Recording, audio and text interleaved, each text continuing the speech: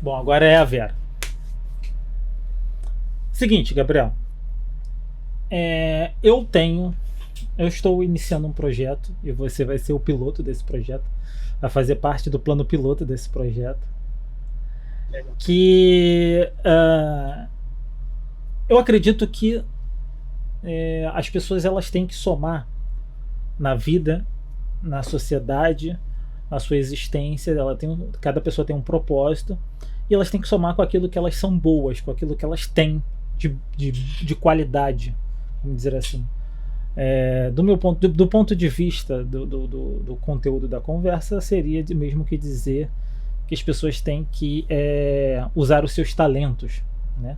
Usando aí uma referência bíblica.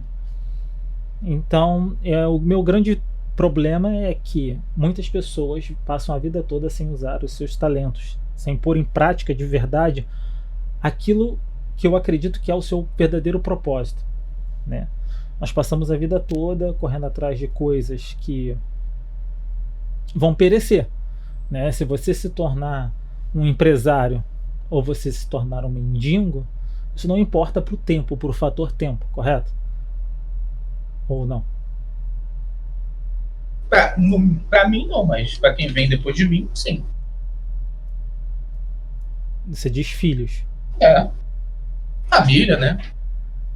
Sim, mas beleza, botar nesse prisma aí é muito subjetivo. É tipo você falar assim, eu luto para que meus filhos partam de uma posição mais à frente e assim eles possam lutar para que os filhos dele partam de uma posição mais à frente. Eu luto por mim, pelas minhas coisas, só que isso daí é uma consequência, né? Se você conseguir coisas, pessoas que vão vir depois de você e todo mundo que está à sua volta vai usufruir dessas coisas, teoricamente, né? Sim, isso não é dizer que isso é a causa. Isso não é a causa, mas é uma consequência. Não, beleza. Mas você não acha que a vida do ser humano não tem girado em torno da questão material? Né? Sempre do ter, do ser, do possuir? E a questão toda que eu quero levantar com esse início de algo, esse início do que eu não sei o que é tentar levar as pessoas a fazerem mais perguntas difíceis sobre se Deus existe, se questionar a existência de Deus, porque elas acreditam ou não acreditam em Deus. Por exemplo, indo por você acredita em Deus? É uma pergunta sim ou não? Acredito, sim. Por que você acredita? Por que eu acredito? Porque muito tempo atrás eu fui fazendo essas perguntas e cheguei à conclusão que ele existe. Eu fui fazendo perguntas a mim mesmo, com base no que eu conheço, cheguei àquele que eu acredito. Basicamente é isso. É uma dedução lógica, então, para você? Para mim foi uma dedução, não diria exatamente, porque não é exatamente lógico, mas sim baseado em lógica, mas não é totalmente lógico. Baseado também em intuição, né? O que você sente, o que você não sente. Né? Sim, mas se eu pedisse para você explicar os fundamentos dessa lógica ou dessa intuição, você saberia dizer? Tipo, você parou para pensar, eu acredito por isso, por isso, por isso. Os fundamentos são esses. Eu não sei se agora eu te explicar, porque isso já não, tem não precisa. Depois que chegou a chegar a essa conclusão, né? Eu não parei mais para refazer as mesmas perguntas, as mesmas coisas, porque eu nem lembro mais que perguntas é essa. Eu cheguei a essa conclusão. Mas hoje não é. Hoje eu não diria mais que é lógico. Na época foi lógico, hoje já não é mais lógico. É meio assim, antes eu decidi isso, então eu continuo com essa decisão. Dá para dizer motivos para mudar. Dá para dizer que é quase um sentimento, não? Dá. Hoje em dia, sim. Antes eu diria que não. Eu pensei, fiz questionamentos que eu achei relevante por isso, e cheguei a essa conclusão. Chegando à conclusão, eu falei, beleza, é isso que eu acredito. E de lá até aqui eu não achei nada para mudar essa conclusão. Só que o que fez eu chegar a essa conclusão, já tem um tempo isso, se perdeu. Entendeu? Agora não é. Agora é só uma questão de, beleza, um dia eu cheguei a essa conclusão, até agora nada foi forte o suficiente para fazer eu questionar isso. Então eu continuo acreditando nisso. Entendeu? Não, beleza, mas É desse ponto que eu quero partir, porque tanto faz, no caso, óbvio que no meu ponto de vista é melhor que você creia, mas tanto faz para minha condução aqui se você dissesse crer ou não. Por quê? Uhum. Você parou, como você mesmo disse, parou um tempo e pensou sobre isso. Eu acredito que muitas pessoas fazem isso, elas simplesmente fazem algumas perguntas, algumas são mais simples, outras mais complexas, depende do nível de complexidade da pessoa e da sua exigência. Ela vai pensa sobre o assunto e toma uma decisão, baseada em alguns argumentos, que se você for parar para pensar em termos lógicos, é algo bem fraco, né? Você pega um momento isolado da sua existência, onde você está em amadurecimento, e tira uma conclusão que é extremamente importante e segue com aquela conclusão independente de novos fatores serem acrescentados ou não. A questão é a seguinte, beleza, você crê. Você consegue perceber que o acreditar ou não, o nível de implicação que isso traz, o nível de complexidade para nossas vidas, porque se Deus existe, né, você indiretamente começa a admitir um monte de coisas, né, tipo, Deus existe. Deus, quando eu falo de Deus, a gente está falando de um Deus criador, poderoso, é isso que a gente está falando, correto? Né? Então, se ele é isso tudo, né, você acredita em Deus como realmente um criador e tem uma relação de amor, ou que primeiro temos que entender que tipo de Deus você entende que existe? Eu entendo o pessoal chama, eu acho que Deus é arquiteto, né? Arquitetou as coisas, botou as coisas para funcionar, as coisas funcionam, né? Botou lá vários dominós, empurrou o primeiro e foi isso que ele fez. E eu acho que ele ama, assim. Só que é um amor de Deus que eu diria que pra gente é incompreensível. Não dá pra você entender. Ele é Deus.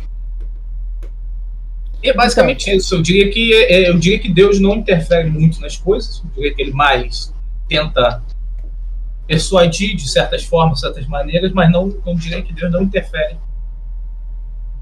Bota a mãozona lá, ó, pera aqui a pessoa, não, aqui é errado, vai fazer isso. Eu diria que não é assim que ele faz as coisas. Não, beleza. Não interfere no sentido de não obrigar, mas orientar, você acha que não? O que você considera orientar? Eu diria que ele tenta persuadir talvez as pessoas, talvez com... Você não acredita que um Deus que é amor, ele é poderoso a ponto de criar eu e você, né, criar seres humanos, criar toda a existência em toda a sua complexidade, o universo em toda a sua complexidade, que é isso que a gente está admitindo, né, como verdade. Se ele é amor e ele é tão complexo e tão abrangente, assim, tão grande, né, é de se esperar que ele deixaria algum tipo de orientação para o ser humano. Né? Sim, mas você, eu acho, você tem orientação sempre. O que é o certo, o que é o errado. Você, sua consciência, e eu digo que isso parte de certa forma da sua alma, você não de Deus. Acha... E você não acha que ele interferir não, mas você não acha que ele deixaria? Por exemplo, eu estou tentando chegar ao ponto da Bíblia, né? Deixar aquelas orientações, né, que foi escrita por homens, mas inspirada por Deus. Você está perguntando se eu acredito que a Bíblia é real. É isso. É o livro de Deus. É o livro de Deus. O livro deixado por Deus, né?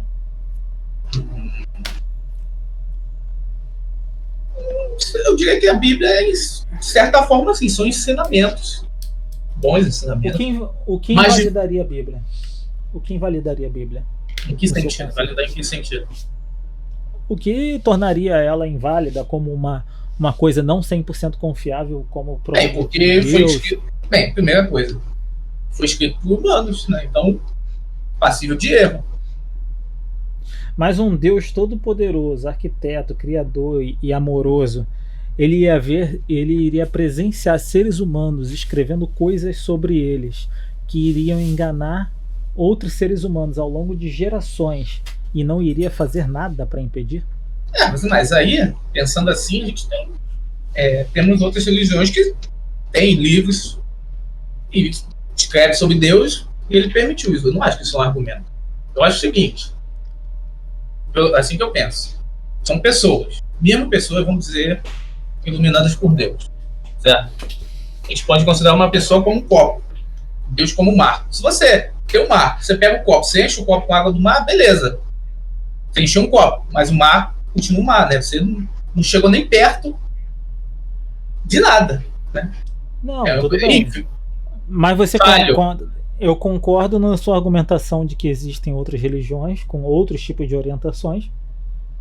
Aí esse argumento poderia de alguma forma ser encaixado a isso. Porém, o fato de você, beleza, aí você está admitindo que a Bíblia é de certa forma real, as pessoas alcançaram uma certa porção de Deus e relataram aquilo, né? Correto? É isso? Sim, conforme o que eles conseguiram, conforme porque, assim, eu acho.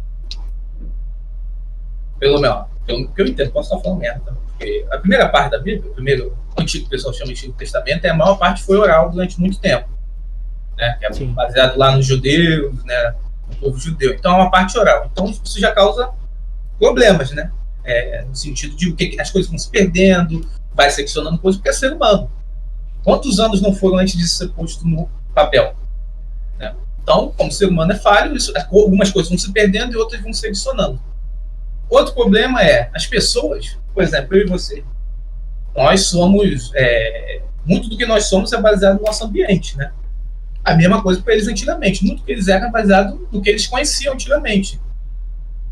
Então, isso também interfere no que eles iam entender de Deus falando para eles. Então, eu acho que isso tem muita coisa que. Muita coisa misturada que não vem diretamente de Deus. É isso que eu acho. Você acredita que existe esse tipo de contaminação da parte o que eu acredito na Bíblia é o seguinte: existem fragmentos de conhecimento que vieram de Deus, que ele tá aí. Lembrei o que eu ia falar. Vai ajudar a gente. O quanto você diria, seguindo essa premissa toda, o quanto você diria que você conhece da Bíblia? Quanto eu diria? Eu conheço? Sendo honesto. Pouco. Médio para pouco para médio. Conheço muito profundamente. E voltando ao argumento original, né, que te levou à crença em Deus. Você analisou algumas informações, que eram as que você tinha, chegou a uma conclusão parcialmente lógica e unida a um sentimento, a uma certeza pessoal dessa existência. Sim. Como que você pode, né, julgar o que está escrito na Bíblia? Não é bem julgar, mas definir o quão é real aquilo que está escrito, se você conhece pouco sobre ela e você não deu a oportunidade de passar por esse mesmo julgamento que te levou à conclusão de que Deus existe, passar por esse mesmo filtro ao ler, consultar, porque assim no mínimo algo incrível que um livro tenha sobrevivido por tantos anos, né, ao longo da humanidade, né? É um dos livros mais antigos do mundo.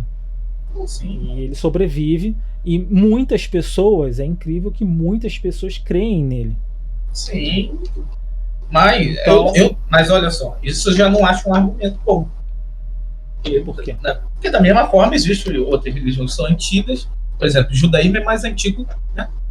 Teoricamente é o mesmo Deus, tudo bem, eu sei. Só que ele é mais antigo, entendeu? Muitas pessoas acreditam nisso. Outras religiões, hinduísmo, todas elas são também antigas, tem livros antigos, tudo isso. Eu não acho que isso é um argumento. Quanto você conhece do hinduísmo? Nada. Judaísmo? Judaísmo, pouca coisa, porque eu conheço através do que a gente sabe do Velho Testamento, poucas coisas assim. Então, aí você pega e faz um paralelo com uma palavra bíblica, onde Jesus disse que a palavra de salvação, ou seja, a palavra dele, aquele evangelho seria pregado a toda língua, tribo e nação. Né? Eu odeio usar a Bíblia para justificar a Bíblia. Isso é horrível. Mas não é isso que eu estou falando. Não é isso que eu estou fazendo. Eu estou usando algo que está escrito lá, que eu estou usando o tempo a passagem dos anos para justificar algo que está escrito lá. Eu estou usando o próprio tempo para validar a Bíblia. Aquilo foi dito, né, que aconteceria dessa forma, e assim está acontecendo.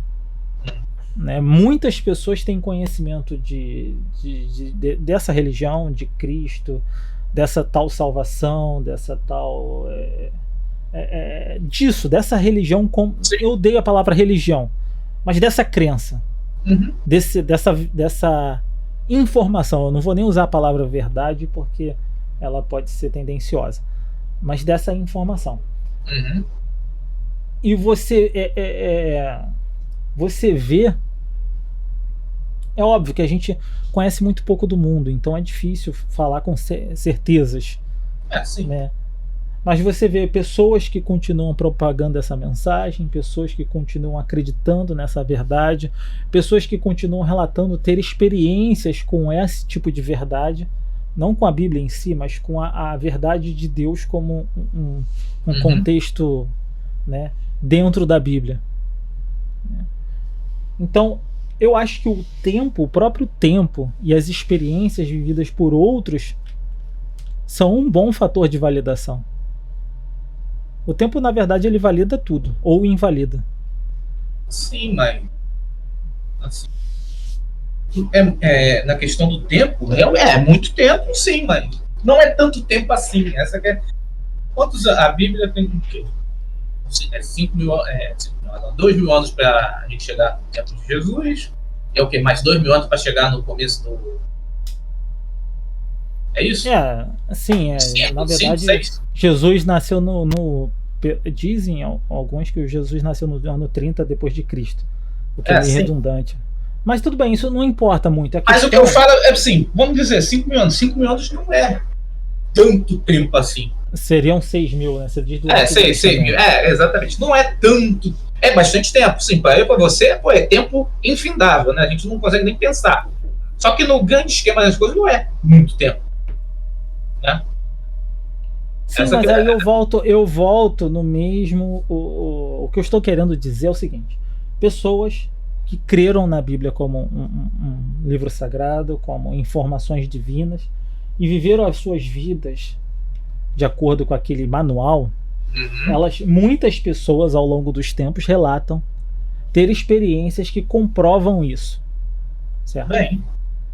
Aí a questão é a seguinte, ponto 2. Se você acredita que Deus existe e tem um suposto, vamos chamar a Bíblia de suposto manual de Deus, e tem uma geração, várias gerações, não uma geração, mas várias gerações que afirmam ter acreditado nessa palavra como um manual de Deus, viveram de acordo com esses preceitos e afirmam, tive experiências que comprovam isso, né? Isso aí não é, eu não estou tirando da cartola. Se você pesquisar na internet, qualquer um que entrar na internet vai ter várias experiências, muitas vão ser verdadeiras, muitas falsas, mas ao longo dos ao longo dos anos sempre houve fatos que corroboraram para que isso fosse verdade.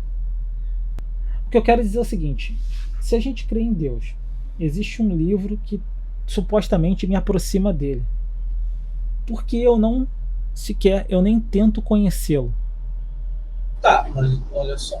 Esse livro, conhecer, julgar, porque eu não ponho em xeque-mate esse livro para definir se isso é ou não é? Porque se Deus existe e você chegar lá diante dele, quando as nossas vidas acabarem, ele fala assim, pô Gabriel, por que já que você sabia que eu conheci, que eu existia, por que você não tentou me conhecer? O que você vai dizer? Que eu não tentei conhecê-lo? Isso você está perguntando? Sim. Porque se Deus existe, teoricamente esse é o maior evento, o maior acontecimento, a maior verdade da existência do ser humano. Eu não estou fazendo essa pergunta para você, não. Tá? Sim, eu sei. A pergunta de forma genérica.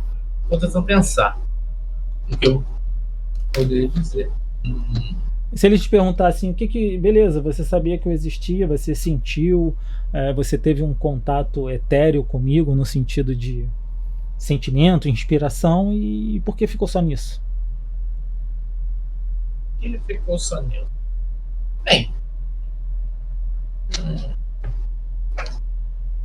O que é conhecer Deus? Tá, vamos lá. O que é conhecer Deus? Nesse sentido que você está falando. Aí eu vou ter que usar a Bíblia para tentar explicar isso, porque é uma resposta lógica. Me procure e procure e me encontrarás. Abra uma porta e lá bata na porta e ela se abrirá, né? Levante uma pedra e lá estarei. Então, assim, é o seguinte. Primeiro de tudo, o que é conhecer Deus? É você questionar, beleza, Deus, você existe. E o que eu faço com essa informação?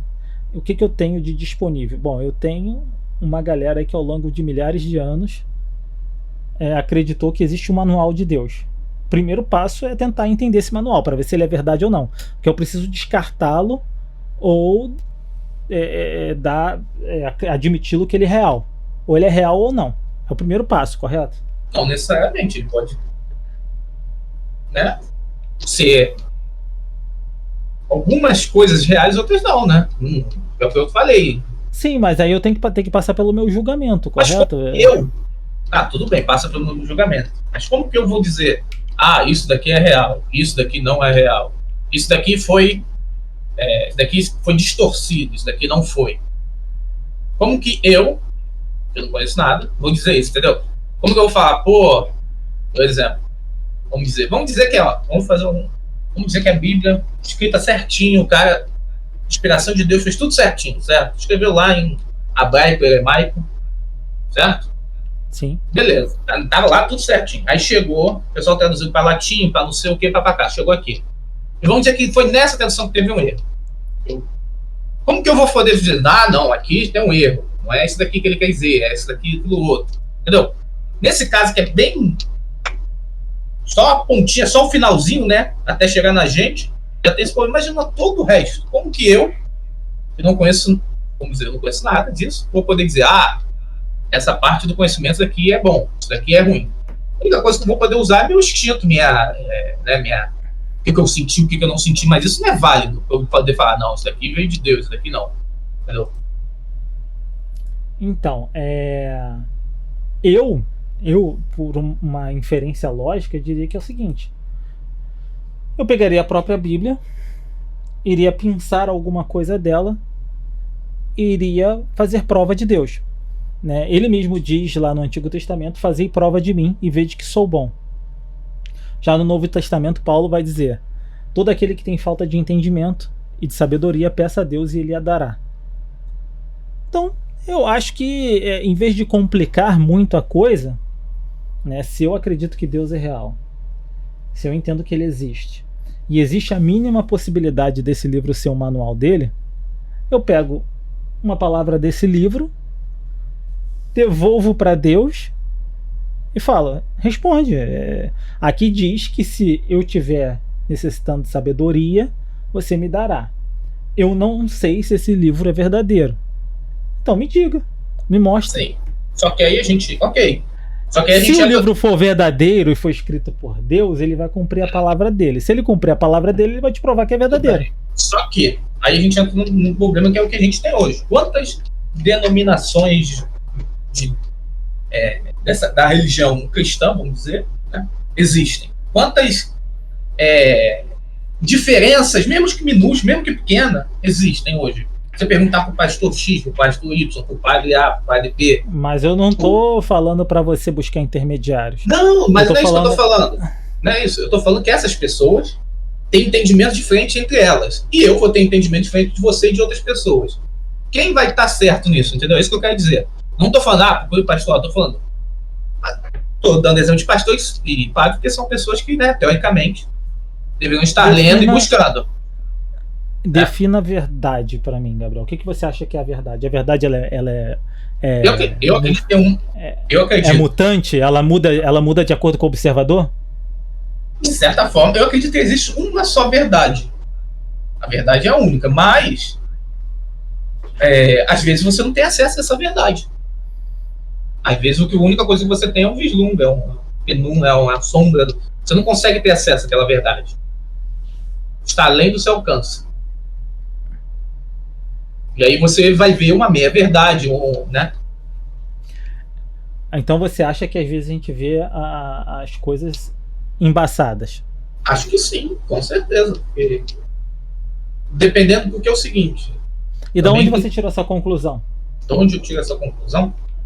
Você deduziu, né? Imagino que você deduziu. É porque tudo que a gente faz é baseado no quem nós somos, certo? E do nosso ambiente. Se você tivesse nascido em outro lugar, na Arábia, vamos lá na Arábia Saudita, no Irã, você não pensaria, mesmo que você fosse exatamente o mesmo Felipe, a gente pega e bota pra tu nascer lá, igualzinho. Tu não ia ser a mesma coisa, porque o ambiente ia te mudar. Entendeu? Então você não tem acesso a tudo. Você é moldado pelo quem você é, pelo seu ambiente, pelas pessoas que você conhece, tudo isso. E isso vai definir a verdade que você vai conseguir ver. E se você citou um versículo bíblico agora, de uma certa forma, de forma indireta? Paulo vem dizer, porque em parte conhecemos, em parte profetizamos. Porque agora o que nós vemos através de um espelho embaçado, né? Ou seja, nós vemos um vislumbre de algo que na verdade não entendemos bem o que é. Então, beleza, mas ainda assim, todo questionamento, ainda que isso tudo a gente veja embaçado, ainda que exista várias interpretações de verdade, várias vertentes, porque nós somos seres humanos falhos, sim, mas em momento nenhum, no que eu falei para você, no que eu acho que deveria ser o caminho, que na verdade foi o que eu fiz, né? Eu tô falando o que eu tento fazer todo dia, foi o que eu fiz? Não, é o que eu tento fazer todo dia, é justamente esvaziar o copo. É o provérbio chinês, né? A xícara tá cheia. Então, mas na verdade é o contrário. Quando eu falei para você, o que eu acho que a gente deveria fazer, todos nós, é pegar, no caso da Bíblia, pegar um versículo desse e jogar nos peitos de Deus e falar: ei, Deus, a tua palavra está escrita aqui, e eu quero saber se isso é verdade, se isso é a sua palavra. Está escrito aqui que se eu tiver falta de sabedoria, você me daria. Eu não sei se isso é real e se eu devo acreditar nisso. Eu quero saber se sim ou não. Se sim, como que eu devo entender? Qual é a interpretação disso? Eu não quero a interpretação do pastor, não quero a interpretação do padre. Mas o que eu estou falando aqui é o seguinte: como eu vou saber que eu não estou me enganando? Porque é muito fácil. Eu posso, meu pensar, pô, Deus vai me dar sabedoria, beleza. Aí eu penso assim, isso daqui, li uma coisa, isso daqui foi sabedoria. Como é que eu sei que isso vem de Deus e não de mim mesmo? Porque, né, pelo menos eu acho que Deus não vai vir aqui no teu ouvido e vai falar: Gabriel, com uma voz diferente, isso daí é sabedoria. Não, você vai ter que vir algo interno de você. Né? Mas aí você está pondo em xeque a própria crença em Deus, então você não acredita nele. Porque não é isso. E se sua crença veio de algo imposto pela sociedade em você, por um fator genético, por um fator social? Então, na verdade, a primícia, na verdade, é que talvez Deus nem exista. Mas a gente só pode ser ateu que a gente consegue, né, alcançar. E eu não posso falar, será que isso daqui tá vindo de uma pressão social, de alguma coisa, não sei o que, aí eu não como é que eu vou pensar nas coisas se eu fizer isso, entendeu? Eu tenho que imaginar que eu tenho o controle total das coisas, porque isso é o único jeito que você vai conseguir mexer. Você fala: não, tudo que eu faço é baseado no meu genes, não sei o quê. Aí, e se as respostas vierem de fora de você? Porque a única forma, né, de você ter certeza é as respostas a esses questionamentos virem de fora, virem além de você, né? Por exemplo, mais uma vez, provar e ver de que eu sou bom, fazer prova de mim, é o que ele diz. Se você chegar e fizer uma prova de Deus de uma forma que você quer, de uma forma que a prova seja lidada não de forma metafórica, não através de uma intuição ou de um pensamento, mas de uma forma física, de uma forma que você compreenda que não veio de você, não foi você que gerou aquilo. O nome disso seria o quê? O nome disso seria um milagre. Como seria isso? Cada um, aí se você pegar e a única forma da gente compreender isso seria usando a própria Bíblia, né? E você vê que cada um experimentou um milagre de uma forma diferente. Saulo caiu do cavalo vendo Jesus de uma forma de luz e uma voz que dizia: Saulo, Saulo, por que me persegues? Foi o milagre de Paulo. Mas isso não aconteceu para mais ninguém, só aconteceu para Saulo, que depois virou Paulo. Exatamente esse é o ponto. O ponto que eu quero chegar, e é o objetivo desse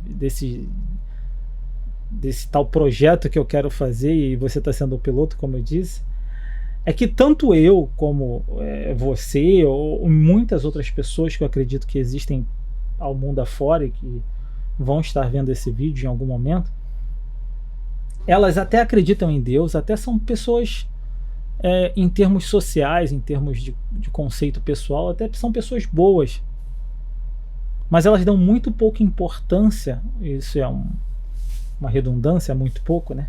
Mas dão pouquíssima importância a algo que teoricamente, né, se é real, Deus é vital, é essencial das nossas vidas, porque se existe um Deus, existe uma vida após a morte, sim, existe... Tudo bem, né? Mas então ser bom não é o suficiente? Mas como que você pode ser bom se você não sabe o que é ser bom? Não, você pode sim. O que é ser bom? Segundo o seu conceito. Não, olha só. Pessoas que não conhecem Deus nunca vão conhecer. Existe, certo? Sim. Elas pessoas que morrem sem conhecer a Deus. Nunca conheceram um motivo X, Y, Z. Nunca tiveram oportunidade. Elas podem ser boas, não? Sim. A palavra de Deus fala sobre isso. São pessoas que nunca conheceram as leis de Deus, mas as cumprem. As leis é uma coisa muito, muito ruim. Hoje em dia as pessoas atualmente não gostam muito dessa palavra. Mas são pessoas que conhecem o caráter tem em si o caráter de Deus, sem nunca tê-lo conhecido de forma nenhuma, nem ouvido falar. Sim, isso existe. Por quê? Se teoricamente você veio dele, você faz parte dele. Se você faz parte de tudo que você faz parte, você é também. Então exato, Deus está em você. É isso. Então,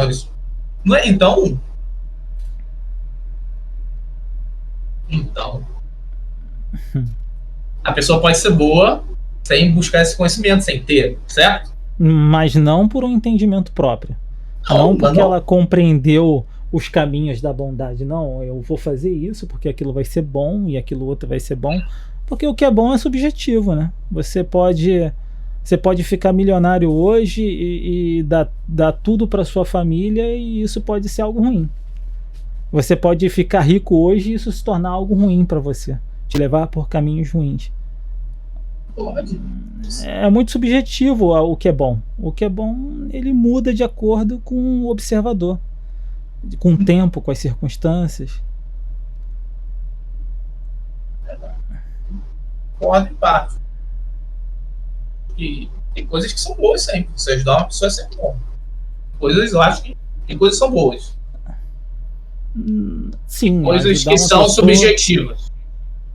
Eu acho que tudo no final é subjetivo porque nos falta entendimento, nos falta conhecimento. Mas isso nunca vamos alcançar esse entendimento.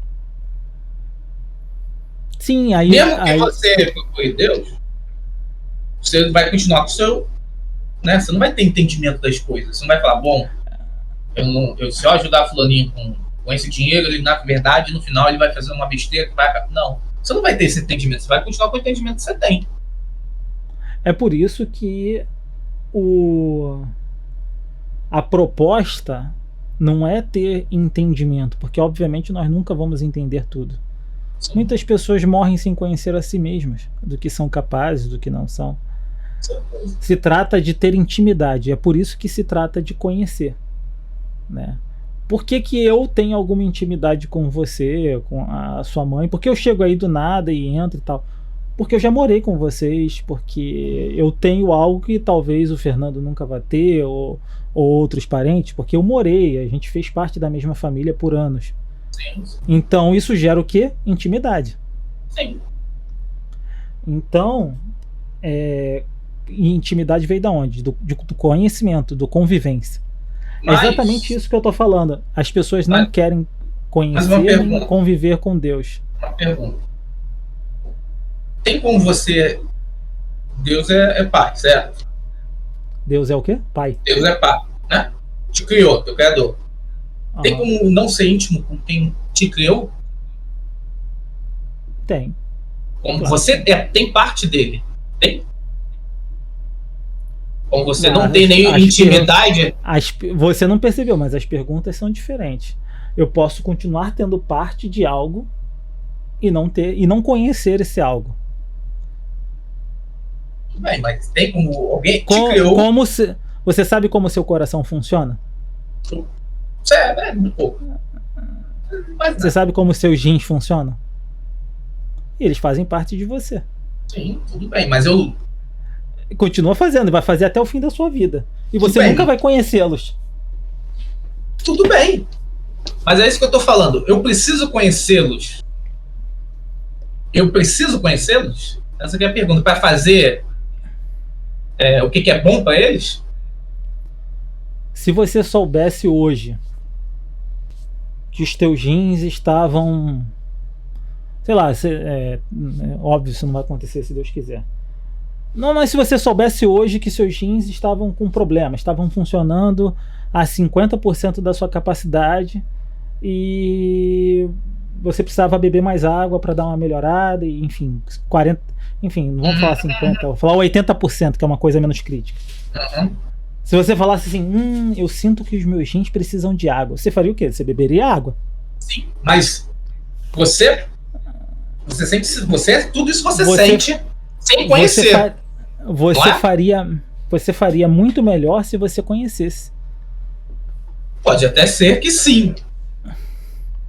Mas você concorda que às vezes...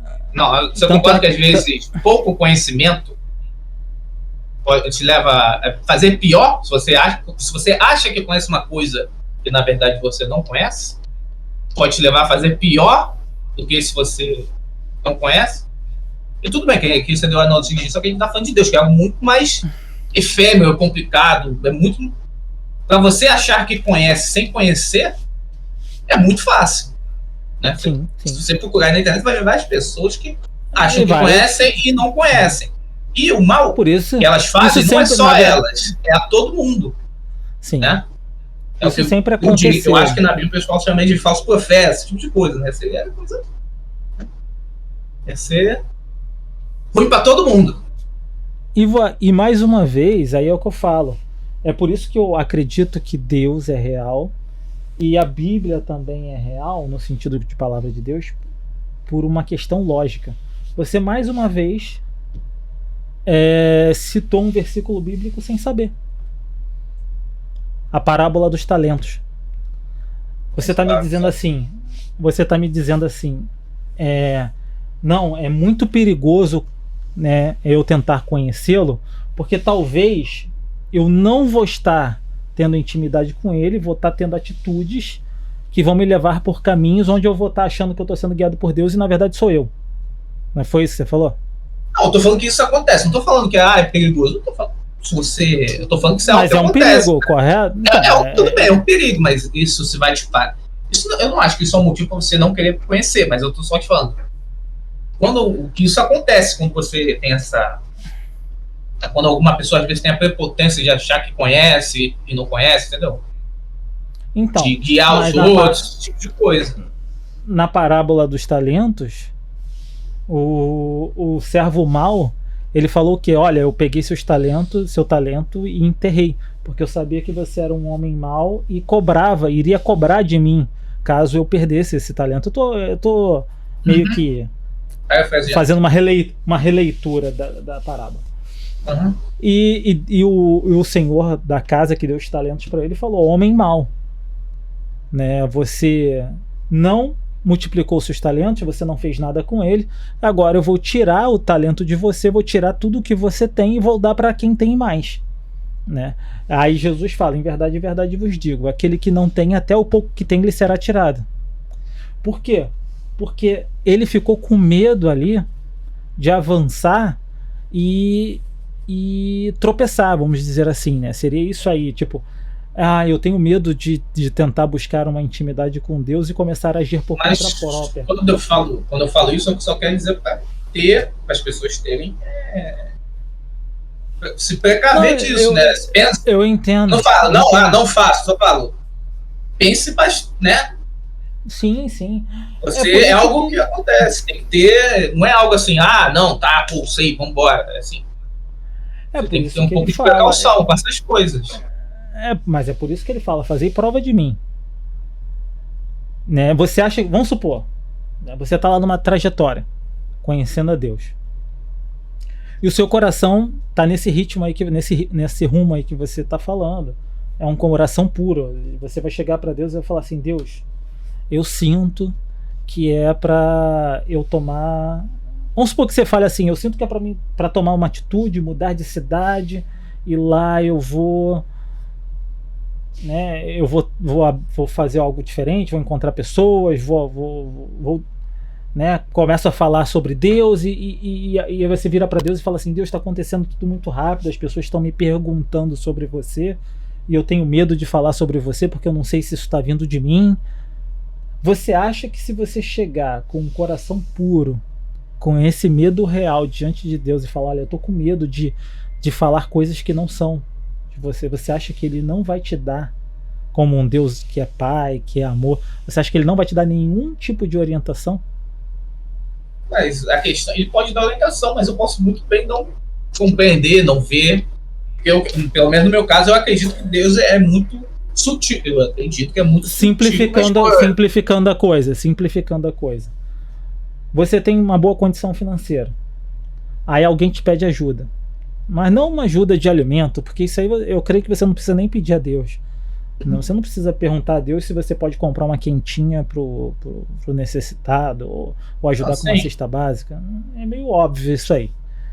Mas alguém chega para você e te pede uma ajuda financeira, uma ajuda pessoal. Olha, Gabriel, eu preciso que você me ajude aí a comprar uma casa, enfim, alguma coisa maior, de maior significado.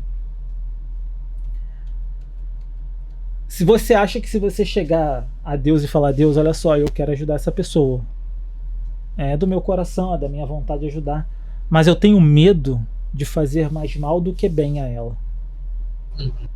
O seu medo é real, você não está com medo de gastar dinheiro, você não está com medo de ser passado para trás, os seus medos não são humanos, os seus medos são realmente voltados para Deus. Senhor, eu não quero fazer mais mal do que bem, me ajuda. Você acha realmente que Deus não te mandaria uma resposta nessa situação?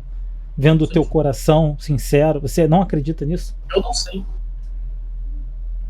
Eu não sei, eu nunca passei por isso, então...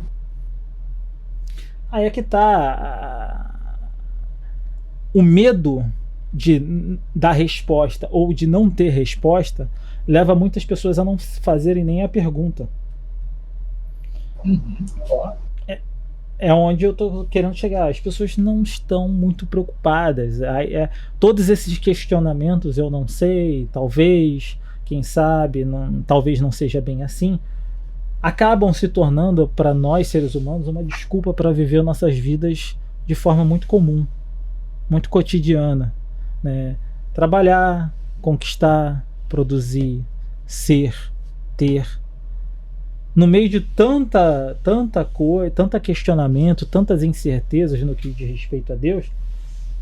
Uma grande parte das pessoas se limitam a dizer, eu acredito nele, ele está lá no céu e eu estou aqui na terra, então vamos trabalhar, vamos seguir a vida. Só que isso é um perigo, porque você está ignorando um monte de alerta que foi dado ao longo de milhares de anos sobre isso, né?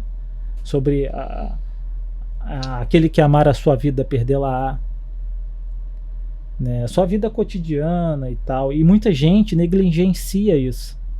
Muita gente só vai lembrar de Deus, só vai buscar algum tipo de intimidade com Deus quando está morrendo, quando está no sufoco, quando está desesperado. Aí lembra que de repente Deus existe e quem sabe ele pode fazer algo por mim. Isso acontece muito. E o meu medo,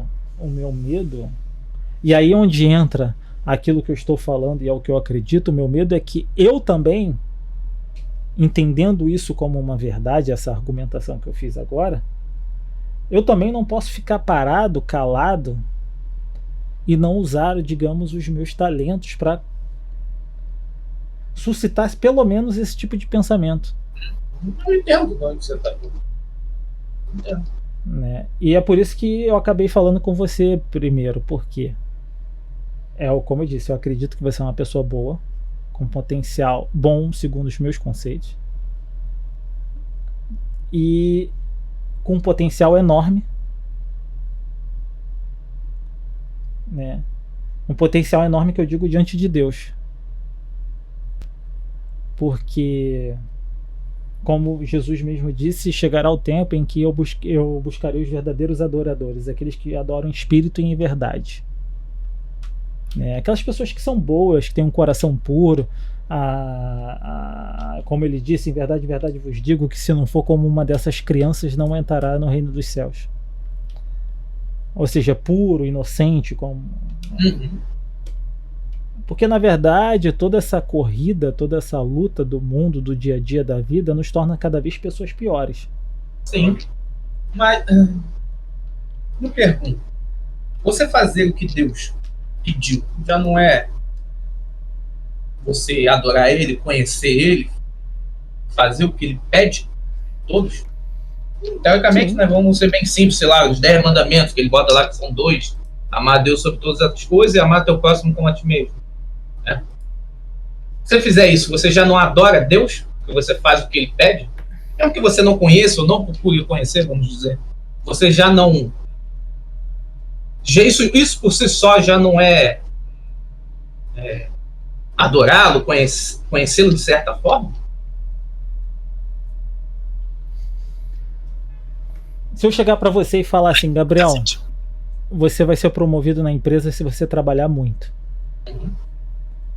Correto? Eu falei isso para você. Aí para você trabalhar muito, digamos, que seja entregar 10 relatórios em vez de 8 por dia. Tô criando coisas hipotéticas aqui. E para você trabalhar muito é isso. Certo? E você passa a fazer isso. Só que para mim trabalhar muito seria você ter ficado até mais tarde no trabalho. Eu tô criando aqui coisa bem simples de se entender. Sim. Só que no seu conceito você sai no seu horário certinho, só que entrega 10 relatórios em vez de 8. No meu conceito, o trabalhar muito seria você estar fazendo hora extra. Para você trabalhou muito, para mim não. Bem, entendo. Entendo onde você quer chegar. Só que aí você fala em amar o próximo sobre todas as coisas, é Deus. É o contrário. Deus sobre amar o próximo como a ti mesmo e a Deus sobre todas as coisas. Isso. O que é isso para você? Isso é o seu parâmetro. Para mim é uma coisa. Exatamente, para mim é o meu parâmetro. Mas como eu sou uma criatura que vem de Deus, eu acredito, né, que esse parâmetro já estava aqui. Então é um parâmetro, né, que vem de Deus, eu diria.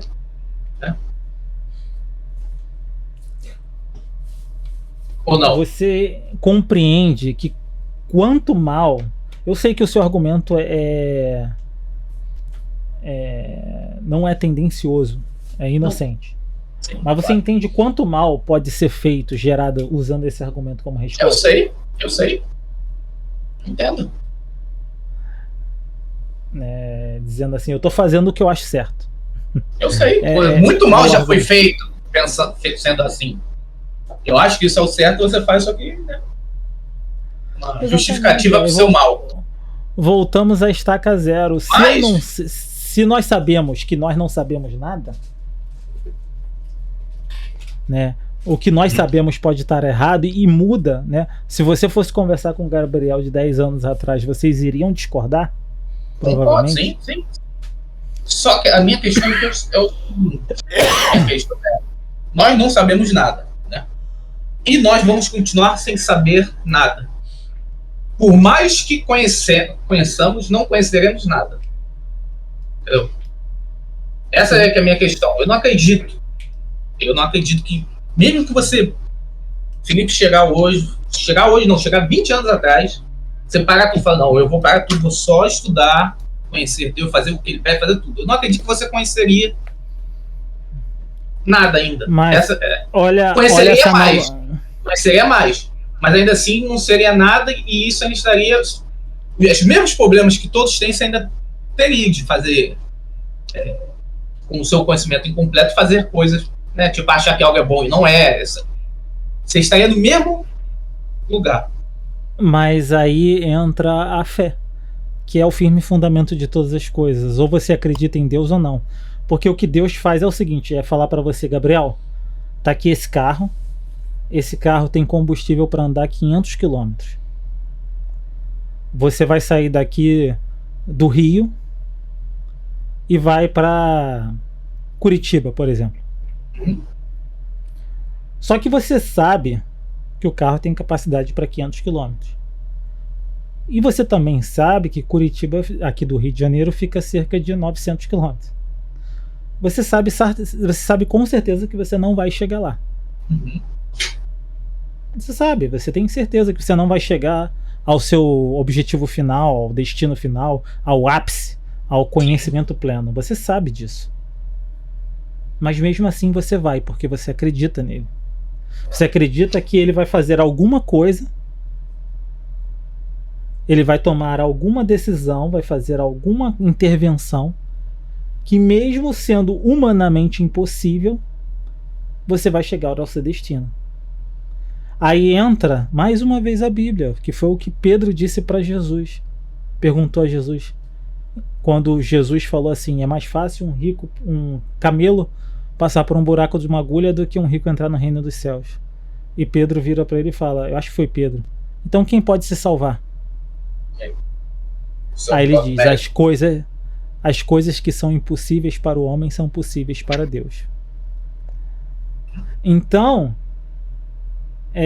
o fato de você saber que não vai alcançar a plenitude não é uma desculpa para você não tentar melhorar. Isso com certeza, né? Mas quando eu digo isso é no âmbito de caminhar para Deus, conhecê-lo, ter intimidade com ele. É óbvio que no caminho isso vai te levar a errar. Você vai fazer julgamentos errados, você vai tomar decisões ruins, mas isso a gente já faz na nossa vida secular. Sim, não. Daí não. Entendeu? Então, a grande questão é justamente essa. O fato de haver tantos empecilhos no caminho levam a grande maioria a não tentarem. O fato de haver tantas incertezas no que significa conhecer a Deus, ter intimidade com Ele. Será que é possível você estar sozinho no seu quarto e ouvir Deus falar? Isso é possível? Sim, não. Eu não posso te dizer isso. Sim. Na minha experiência pessoal com Deus, eu diria que é possível, sim. É possível você ouvi-lo, você receber alguma coisa dele, uma informação dele, né? Mas para você é outra coisa. Você não pode jamais acreditar no que eu digo. Claro. Você tem, mas ao menos você tem que fazer a pergunta. Porque talvez você esteja... Eu digo você, eu estou falando de forma genérica, tá? Não é você. É você, qualquer pessoa. Você que está escutando. Sim. Porque talvez você esteja num caminho totalmente diferente daquilo que você deveria estar fazendo como ser, como criatura, como existência. Você está usando um martelo para tomar sopa. E não sabe disso. Só porque sempre foi usado o martelo para tomar sopa, ou um garfo. Tá entendendo? Tipo, talvez não, a gente sabe como ser humano, como por experiência própria, a gente sabe que a falta de entendimento nos faz andar por caminhos confusos, né? E por isso que muitas vezes a gente fala assim, se eu soubesse disso anos atrás, como eu queria saber do que eu sei hoje. Falta de conhecimento, falta de entendimento nos leva a tomar decisões ruins. É a mesma coisa. falta de conhecimento de Deus, falta de entendimento, falta de sabedoria, falta de intimidade, nos leva a percorrer um caminho muito maior do que aquele que deveríamos percorrer, que precisaríamos percorrer. Porque, é claro, toda essa argumentação só vale se você realmente acredita que Deus existe. Sim. Que ele é pai, que ele é criador. Se ele é pai, ele é criador e ele existe, e ele não é um ser material, né, e eu vim dele, obviamente eu não sou um ser material. Não sou só material. Então, entende-se que existe uma vida além dessa vida. Tá? Então, como é que vai funcionar essa vida além dessa vida? O que eu faço aqui conta, não conta? A gente tem que fazer essas perguntas, porque senão a gente fica contando com a sorte. Deus sabe de todas as coisas, e é como ficar jogando roleta russa. E se você estiver enterrando seus talentos? Sim. Entendo onde quer chegar. Porque o meu medo, esse é o meu medo, e a parte pessoal eu vou dizer assim, mais ou menos o que eu acredito. Eu acredito que quando nós morrermos, todos nós seremos julgados por aquilo que nós fizemos e vivemos e nos tornamos. E para que a gente entenda esse julgamento, eu acredito que no momento da morte, no momento do julgamento, Deus nos dará um entendimento pleno. Eu acho que nós teremos uma compreensão plena para que o julgamento dele,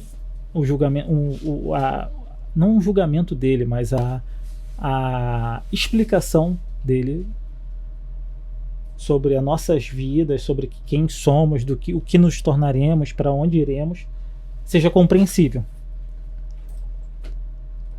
É que nem eu falar para você, Gabriel, eu vou te ensinar uma linguagem de programação. Eu vou te explicar aqui sobre essa linguagem de programação. Mas antes de eu te explicar, eu vou te dar um entendimento, para que você entenda a explicação. Então eu acredito que quando a gente chegar lá naquele grande dia, Deus vai nos explicar, vai nos mostrar, vai nos revelar tudo, mas ele vai nos dar a capacidade de entender. E o meu maior medo sempre foi, e eu acho que sempre será, chegar lá e ter compreensão de todas as escolhas erradas que eu fiz de forma consciente, não as inconscientes, não os erros cometidos por ele. Você sabia que é errado fez, ou você achava que não era errado e fez? Consciente em que sentido? Você sabia que é errado? Eu sei que isso é errado, eu vou fazer. Peraí, vambora. Não de forma tão direta, mas até mais principalmente de forma indireta, tipo. Eu acho que isso é bom, mas não é, na verdade não é. Me convenci, isso é bom. Por exemplo, eu senti que eu tinha que fazer esse tipo de conteúdo aqui que a gente está fazendo agora. Mas durante anos mesmo, eu me justifiquei. Eu não sei como começar, eu não sei por onde começar, eu não sei. Eu acho que isso não vai ter resultado. E eu realmente não sei. Eu tô com todos esses medos aqui. Eu tô me expondo, eu vou expor outra pessoa que às vezes não quer ser exposta e tal. E eu vou falar sobre um assunto que posso ser criticado se alguém ver, enfim. E toda aquela montanha de questionamento me levou a não fazer. E o meu maior medo sempre foi eu chegar naquele grande dia e Deus falar assim: olha, eu iria usar essa sua missão. Mas essa sua missão, ela teria um propósito de alcançar outras vidas e levar esse questionamento que você sempre teve, esse entendimento, para outras vidas. E como você ficou com tanto medo e tanto receio, todas essas pessoas aqui, ou todas essas situações aconteceram, ou todas essas pessoas deixaram de ter contato com aquilo que você tinha para passar. Mas aí você está falando de propósito, né? Sim. Mas, quando Deus, vamos dizer, dá bom propósito a você, ele te conhece, né? Sabe quem você é, suas falhas. Mas e o livre-arbítrio? Esperaria que isso fosse levado em conta. Sim, é levado, eu acredito que é levado, mas e o livre-arbítrio? O livre-arbítrio tá aí, você pode fazer se quiser. Isso daí eu... Sim, mas exatamente, eu sabia de tudo isso e escolhia não fazer. Eu escolhi abraçar os meus medos. Assim, Sim, então. bem, mas como você sabe que na verdade você realmente não estava pronto, não era a hora? É o medo exatamente porque você não sabe, eu sei, mas, né? Falando. O problema é que... Eu acho que é um medo um pouco irracional, porque não tem como você saber. Você só vai saber na hora. Sim, eu sei que todos os medos são irracionais, mas... O problema é que eu posso mergulhar nessas dúvidas e talvez não seja a hora, e talvez não seja a hora, e eu tenho certeza que muitas pessoas partiram dessa para melhor, acreditando que a hora ainda ia chegar. Mas, então, mesmo, assim, mas o que eu tô falando é que no mesmo dia você pode se afundar nessas coisas que você tá falando, né, e ficar mal. Né? No sentido de, eu não fiz quando eu devia fazer e tudo isso. Eu acredito. Aí o problema é que aí você tá tirando. O problema é que acaba sendo essa lógica sua meio seletiva, né? Tipo, para justificar a minha inércia, eu digo eu, né? Eu passo a acreditar em coisas programadas. Sim, né?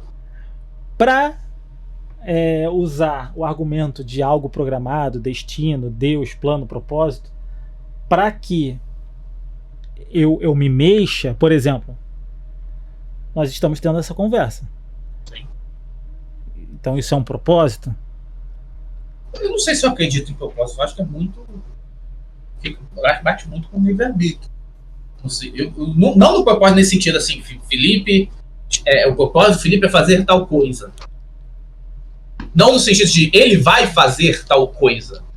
Nesse exato momento aqui, destino, né? No caso, isso é destino. Eu não acredito nisso. Não acredito. Não. Eu acredito assim, Felipe, eu acho que não é que eu acredito, mas eu poderia vir a acreditar. É que, Felipe veio aqui para fazer tal coisa. Como ele vai fazer, tá ali para fazer. O propósito é o seguinte, o que eu acredito. O propósito é o seguinte: Deus te conhece melhor do que você a si mesmo. Uhum. Ele te criou. O Criador conhece a criatura. Ele sabe do que você é capaz e o que você é bom em fazer. Sim. Então, Deus é o dono da empresa que conhece a sua empresa como ninguém. E, por um acaso, ele conhece muito bem as suas habilidades. E ele vira para você e fala assim: Gabriel, você vai amar fazer essa função aqui na empresa, você vai ser produtivo nela e você vai ajudar a empresa. Uhum. Mas ele não te obriga a fazer isso. Aí você pega e fala assim: não, mas eu quero ser secretário. Não, mas Gabriel, você não vai desenvolver bem o papel. Não, mas eu sinto que eu vou ser melhor e eu vou experimentar. Aí o que muitas pessoas fazem, vão lá e assumem determinado cargo, né, na empresa, vamos dizer assim, metaforicamente falando. Aí ficam infelizes com aquilo. Bom, não era bem isso e tal, então eu vou ser faxineiro. Não, mas não era bem isso, então eu vou ser executivo.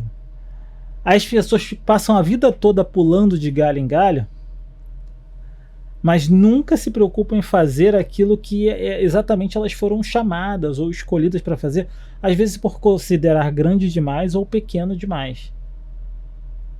Mas como você saber que você está... É um chamado? Sente? Como é que é? Porque tem muitas pessoas que fazem coisas que estão felizes e nem por isso, né? Nesse seu caso, vamos dizer, sei lá, o cara vai ser secretário, ele está feliz. Então esse é o propósito dele? Você está dizendo usar a felicidade como um termômetro, um parâmetro? Não, estou perguntando a você dizer. Na sua visão, você está explicando a sua visão.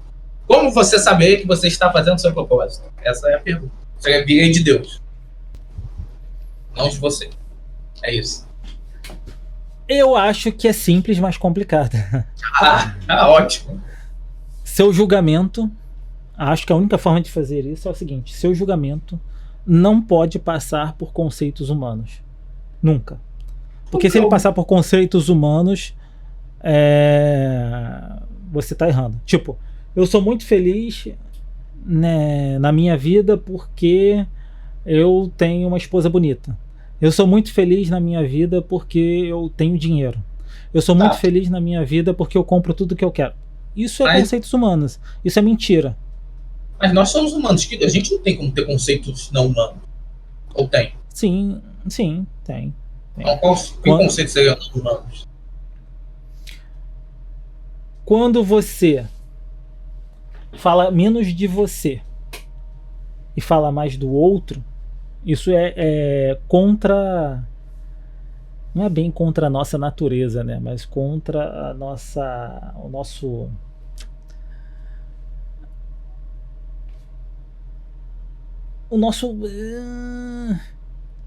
Eu não sei, eu vou usar a palavra natureza. Isso vai contra a nossa natureza, né? Por quê? Quando eu penso em mim como prioridade, isso é um conceito humano. É o conceito de autopreservação. É o primeiro eu, segundo eu, terceiro eu.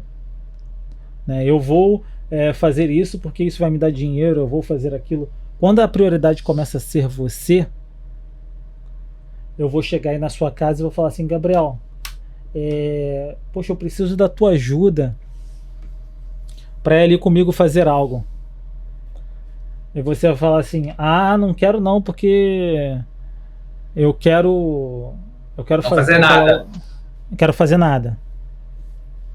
O conceito é você, não sou eu. A sua prioridade é você, não sou eu. Você só vai aceitar, aí você só passa a fazer algo quando é tipo assim: Gabriel, vamos lá no Outback almoçar, eu pago. Você não está indo por mim, você está indo porque você vai receber algo. O conceito é você.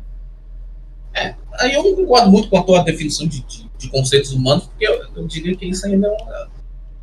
Se nós... O que eu diria que você também é tudo que o humano consegue, né? Conceitualizar. Conceber. Isso, obrigado. Conceber. Né? É que nem...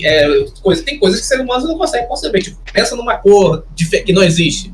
Não consegue. Para mim pensa, sei lá... Não, mas não é nesse sentido. Quando você fala, você quer dizer, então, tipo, sei lá, um conceito egoísta, um conceito egocêntrico, né? Para mim, quando você fala humano, eu penso nisso, né? Veja bem, é o seguinte: quando você acredita que a sua... Aí eu entro aquele versículo, né? Aquele que amar a sua vida, perdê-la. Quando você entra numa espiral onde você está totalmente preocupado com a sua existência, com a sua subsistência, com a sua vida, é impossível que você esteja cumprindo o propósito divino. É impossível, porque você está vivendo para si. Você não está vivendo em prol do seu propósito como ser, como criatura. Mas aí eu acho que tem pessoas no mundo que tem que viver assim, né? O que a gente faz com essas pessoas? Tem pessoas que passam. A necessidade delas é tamanho que elas têm que... não vivem, sobrevivem. Né? Você está falando aí de questões materiais, né? Exatamente. Pessoas que sobrevivem. Como que essas pessoas fariam, né? Porque é muito fácil. Tudo bem, eu sei, a gente não é rico, tal, nem nada, mas pra gente é mais fácil, claro. Né? E para essas pessoas... Eu não tô falando de você... Aí é o que eu falo, eu acho horrível usar a Bíblia para justificar a Bíblia, mas assim, tudo aquilo que pedires a Deus, Ele lhe dará. Vocês não recebem porque os seus pedidos são para os seus próprios deleites. Ou seja, seus pedidos, ele veio dizer o seguinte, que a gente não recebe, a gente não tem, porque nossos pedidos são maus, são egoístas, são para os nossos próprios deleites. É que nem eu falar assim, uma coisa é eu falar assim: Deus, me abençoa com um emprego tal, para que eu possa ter estabilidade e eu possa levar esse conhecimento para outras pessoas, porque na situação que eu estou, eu não consigo comer, eu não consigo beber, eu não consigo viver, eu não tenho mantimento do meu corpo, então me ajuda a conseguir isso. Não precisa ser um emprego tal, é como se você se despisse de si mesmo. Você não escolhe, não diz para Deus, eu quero isso, eu quero aquilo. Você começa a viver uma vida de acordo com o seguinte, você fala, olha, eu quero isso se isso estiver dentro daquilo que é o que é melhor para mim. É como se você pegasse o seu livre-arbítrio e compartilhasse com Deus, e você fala para ele assim o seguinte, você não devolve a ele, porque você continua escolhendo. Você escolhe acreditar nele, você escolhe confiar. Ele te deu essa liberdade para que você devolva, se assim você quiser. Uhum. É que nem eu falar para você, olha, Gabriel, você toma aqui uma quantia e você pode fazer o que você quiser com ela. Mas se você quiser, eu posso te ajudar a multiplicar esse valor. E você sabe que eu tenho conhecimento, que eu tenho capacidade e tal. Eu te dei o valor e te ofereci. Olha, se você quiser, eu te ajudo a multiplicar esse valor. É isso que Deus fala, ele te dá a liberdade. Tá aqui, você pode fazer o que você quiser, mas eu sei o que é melhor para você. Se você quiser, eu te ajudo. Sim. Mas aí eu sei que isso é complicado de entender, tá? Complicado, porque com várias questões, né? Mas é por uma questão lógica, você não precisa acreditar como uma informação bíblica. Quem sabe o que é melhor? Você é programador. Quem conhece o site que você cria melhor do que você? Só você. Sim, claro. Não, mas eu entendo de onde você está vindo, assim, se Deus é onisciente, onipotente, todo-poderoso, ele vai saber o que é melhor para você. Só que é o que eu tô falando. Beleza, ok. Mas é muito fácil pra gente falar isso, mas é difícil falar isso pra alguém que tá passando por algo muito ruim, entendeu? Como é que tu faz isso pra alguém que passa uma dificuldade?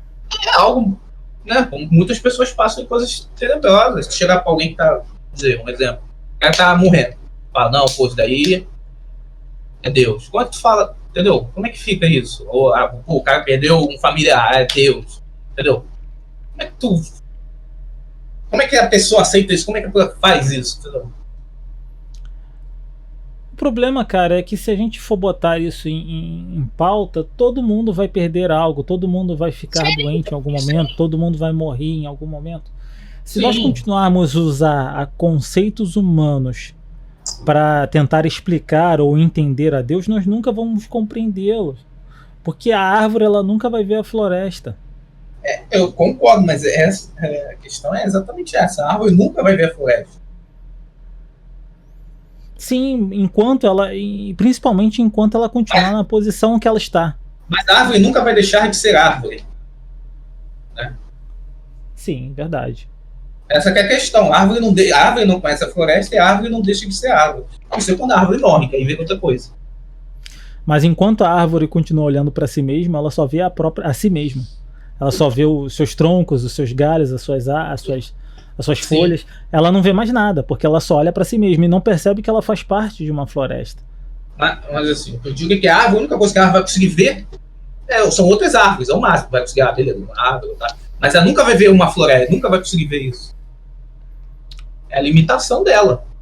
Sim. Que nasceu assim. Eu concordo, mas aí ela pode, através da observação, ela pode deduzir muitas coisas, ela pode entender e compreender muitas coisas. Nós vamos sempre ser seres humanos, limitados, complicados, como você disse. No momento da dor nós gritamos, nós choramos, nós temos medo. Como dizer para alguém que perdeu alguém, como dizer para alguém que está doente, né, falar sobre Deus. Mas é justamente por isso, né, que é importante pensar sobre isso, porque assim como eu proponho, como eu estou propondo a você e proponho a quem está vendo, né, que é necessário buscar compreensão de Deus e definir de uma vez por todas no nosso coração se Deus existe ou não. Se ele existe, eu consigo contato com ele sim ou não. Se eu consigo contato com ele sim ou não, a Bíblia é verdadeira sim ou não. Eu preciso definir essas coisas para que quando chegue lá no dia mau, que é o dia da angústia, o dia da dor, o dia do desespero, que independente de você ter uma vida bastarda ou não, a morte vai ser um momento de desespero para qualquer um, num leito de rico ou num leito pobre, vai ser um momento de desespero. Quando esse dia chegar, eu preciso ter minhas convicções bem firmadas. Agora, é óbvio, a pessoa ela está num momento de necessidade, num momento difícil. Ela nunca se preocupou em firmar suas convicções. É óbvio que é muito mais difícil de alcançá-la agora. Sim. Né? Você nunca se preocupou com nada. Você está lá com seus 30 anos de idade, né? Vamos supor. Você nunca se preocupou com nada. E de repente você veio a fome, veio a morte, veio a doença. Óbvio que você não vai ter estrutura para suportar nada. É óbvio, aí fica muito difícil. Como é que eu vou dizer Deus isso, Deus aquilo? Realmente, não fica complicado, mas é justamente pelo fato da pessoa ter negligenciado a Deus, né? Como seu criador, como seu pai, o fato de eu ter intimidade, porque se a pessoa desenvolveu isso, se ela chegou a essas conclusões, bom, eu já fiz eu estou num momento de dificuldade, mas a minha experiência me leva a crer que Deus existe, que é possível ter intimidade com ele. Aí beleza, eu vou usar aquilo. Se também não, se eu cheguei à conclusão que não, porque essa é a minha proposta, é que as pessoas pensem pelo menos. Eu quero que as pessoas pensem, cheguem numa conclusão e sigam aquela conclusão até a conclusão lógica do que elas chegaram. Assim, eu quero que pelo menos as pessoas... Fala, para terminar. Eu quero que pelo menos as pessoas façam o que Deus propôs, teoricamente, na Bíblia, para elas fazerem. Façam prova de mim. Vejam se eu sou bom, se eu sou real. O que eu estava falando antes não era nem nesse sentido, pessoal. Eu falo um exemplo como Jó. Né? Tem lá a história de Jó. Uhum. Acreditava. Aconteceu toda aquela merda lá, o diabo falou com Deus lá.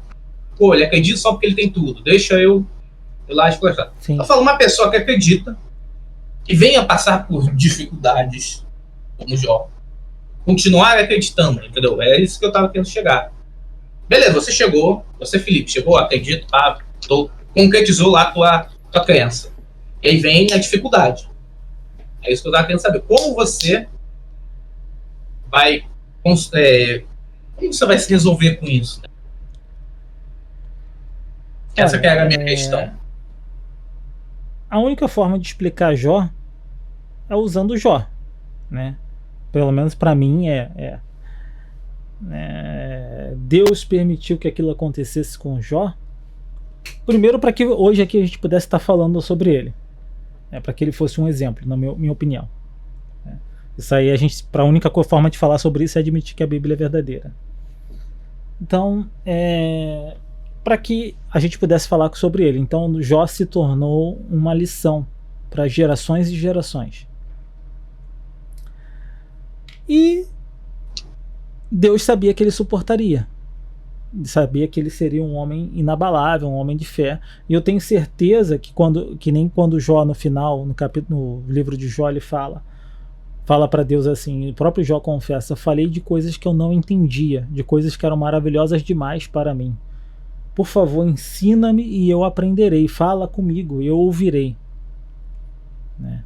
Jó admite que ele não sabe nada, então talvez não ali naquele momento, mas depois que Jó morreu, ele compreendeu. Deus chegou para ele e falou: olha, sabe por que você passou por aquilo? Porque você era forte, porque você aguentava, e eu precisava de alguém que levasse o seu exemplo para milhões e milhões e bilhões de pessoas, né? Que devem... Mas então, o seu exemplo alcançou milhões, bilhões. Mas o que eu falo é que nem todo mundo é como o Jó. Muita gente passa por essa, acredita, tem lá passam por essas dificuldades e essas dificuldades acabam destruindo o que, né, eles construíram na questão da crença. Acontece, muita gente, né? Você acabou de citar outro versículo bíblico e você não sabe. Tá vendo como é que Jesus fala, você sabe, na verdade você deve conhecer esse versículo. É o que? O semeador. Não. A casa sobre a rocha. Conheço. Aquele que constrói a casa, sua casa sobre a areia, vem a chuva forte e leva embora. Mas aquele que constrói sobre a rocha, vem a chuva forte, sopram os ventos, vem a tempestade e ela permanece firme no lugar. O sol nasce para todos e as tempestades também, sobre justos e injustos. A forma como você vai lidar com isso, né, tem muito a ver com a forma com que você viveu a sua vida até então. A forma como você creu. Hoje você está aí, beleza. Você acredita em Deus, mas assim como muitos, né, que acreditam, mas não tem uma intimidade com Ele, não tem um contato com Ele, nem sabem se é possível isso. O que acontece é que se a tempestade vier, pelo menos falar com Ele, conversar com Ele já não vai ser uma opção, porque isso nunca foi cogitado antes, né? Para muitos isso é o estopim. Muitas pessoas vão justamente nesses tempos de dificuldade e aí sim desenvolver uma intimidade com Deus. É por isso que eu falei, ele se apresenta para cada um de uma forma, né? Para Saulo, ele foi de uma forma única, não há relatos, né? Saulo ficou cego, caiu do cavalo, os homens que estavam com ele fugiram porque ouviram a voz, mas não viam nada. Saulo, Saulo, por que me persegues? Talvez se você dormir hoje aí e falar, Gabriel, Gabriel, por que me negas? Ou não me negas não, mas por que não me buscas? Gabriel, Gabriel, por que não me buscas? Talvez para você vai falar assim, ih, caraca, tô viajando, aquela conversa com o Felipe me fez mal. Você vai ignorar, então talvez essa não seja a abordagem que ele deveria ter com você, vamos dizer assim. Tá entendendo? Ou talvez sim, ou talvez você vai falar assim, caraca, eu ouvi, então realmente... Talvez, eu não sei. A sua reação provavelmente nem você conhece. Sim, com um evento desse, né? Então, assim, é muito relativo. É por isso que é a multiforma de Deus, a forma como ele vai interagir com cada um. O problema é que, eis que bata a porta. Aquele que abrir, entrarei e cearei com ele. Ele mesmo diz, né? Eis que eu estou usando aí os meios. Para algumas pessoas essa conversa vai ser útil.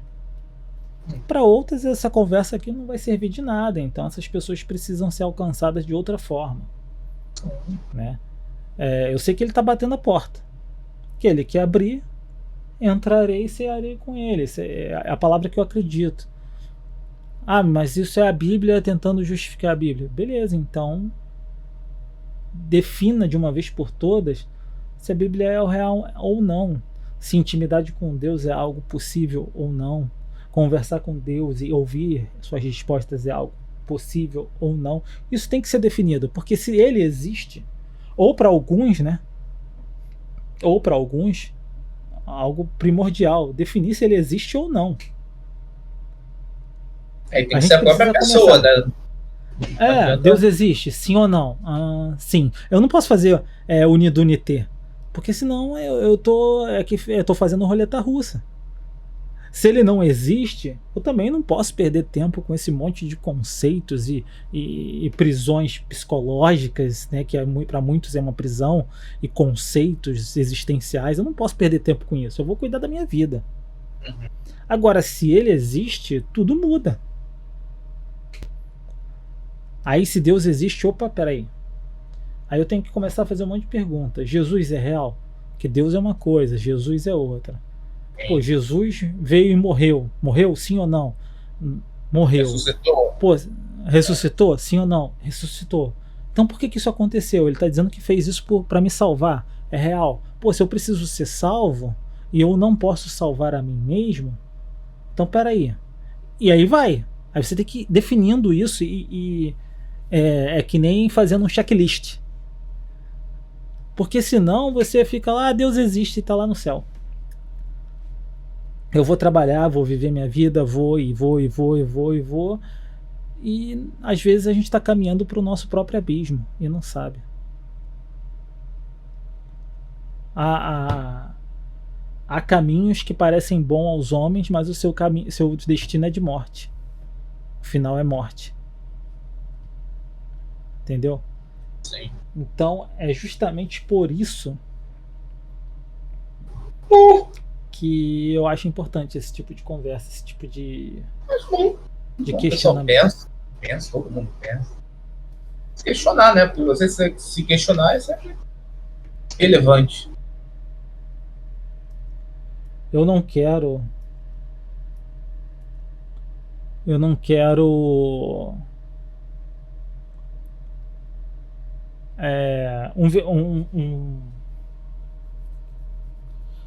um versículo que eu gosto muito é: por muito tempo me calei, guardei silêncio e me contive, mas agora darei gritos como é que está de parto.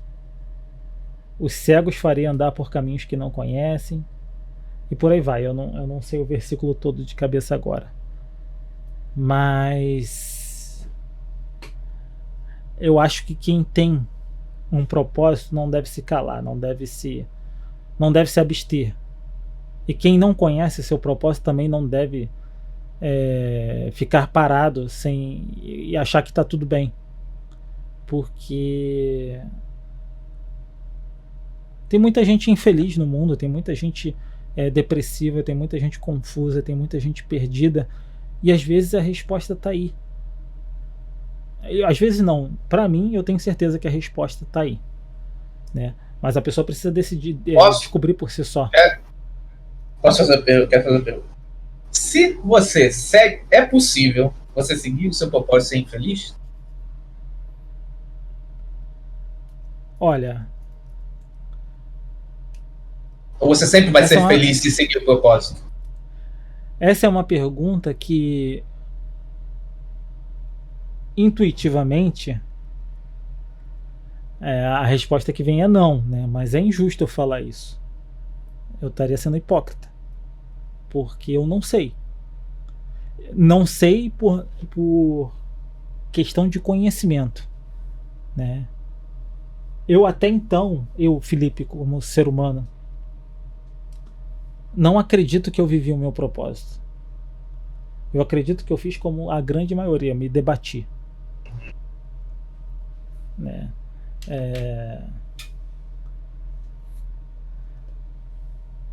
É como se Deus fosse o nosso guia, estivesse nos guiando de volta para Ele. Como no caso a gente se perdeu dele, né? A gente tem que voltar, porque esse é o sentido de perdição e depois salvação, né? Então é como se Deus estivesse querendo me guiar, e eu o tempo todo, a minha vida toda, ao longo do caminho, fiquei, não, por aqui é melhor. Eu gostei daquele caminho, eu acho que eu vou dar certo se eu for por ali. E Deus falando, não é por aí, vem por aqui vai dar certo. Aí eu vou e dou uma volta e me perco de novo.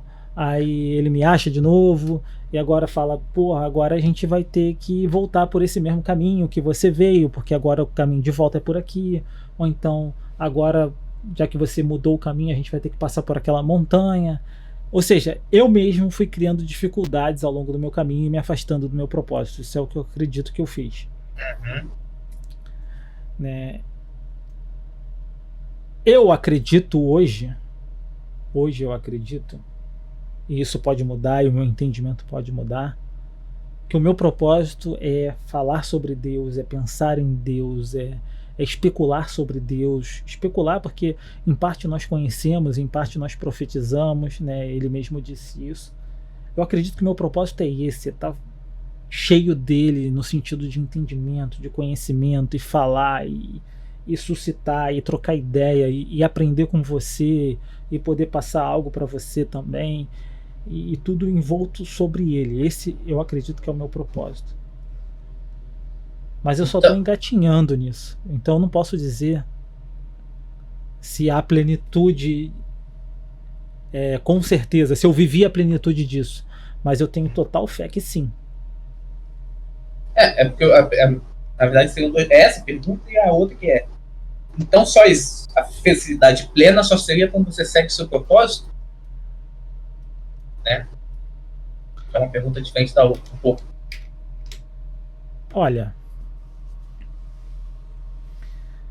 todo conceito de salvação pressupõe um conceito de perdição, como eu disse. Ou seja, que nós nos perdemos, que nós nos afastamos dele, e se ele é a plenitude, quanto mais afastado dele nós estamos, menos pleno nós estamos, correto? Inversamente proporcional. Quanto mais nos afastamos, menos temos. Né? Então, sim, eu acredito que sim. A única forma de você ter plenitude, satisfação e felicidade verdadeira é cumprindo o seu propósito. Agora, eu tenho medo dessa palavra propósito porque ela pode soar como imposição. Olha, você tem que fazer aquilo. E não é dessa forma que eu vejo a palavra propósito, e não é dessa forma que eu vejo o propósito diante de Deus. Quando eu vejo propósito diante de Deus, é que você e eu fazemos parte de um enorme quebra-cabeça, é aqueles de montar mesmo, né? E por mais que a gente, todo mundo que aqui já deve ter montado um quebra-cabeça, por mais que há situações onde a peça até encaixa, mas ela nunca vai pertencer àquele lugar, porque ela tem o local certo para onde ela foi criada, a forma correta, que vai dar total harmonia, né? Então, isso é a plenitude, você se encaixando aonde exatamente é o espaço reservado para você. E a nossa limitação humana não pode conceber isso, a gente não pode ter isso. Outra pergunta nesse sentido também então, uma pergunta: para ser salvo, você tem que estar fazendo seu propósito? Não. Salvação, perdição? Não necessariamente, porque o fato de você não fazer seu propósito significa que você está perdido nesse sentido aí. Olha, essa é uma pergunta muito complexa, porque parece simples, mas é complexa. Não porque, é assim, simples. A salvação, ela está literalmente, isso é o meu entendimento, ela está totalmente ligada a crer. Né? Jesus, ele disse: todo aquele que crê será salvo. Todo aquele que crê em mim. Para você entender isso, você tem que entender o conceito de perdição. Você tem que entender que você está perdido. Né? É como se eu falasse assim: eu sei que eu estou num ponto tal onde nada que eu faça, nem o quanto eu faça, pode me tirar do ponto onde eu estou. Eu estou no fundo de uma caverna onde não existem meios em mim mesmo, nem ao meu redor, que me tirem dessa caverna. Né? E desse buraco. Então, a única forma de eu sair é se alguém mandar uma corda e me puxar, me salvar.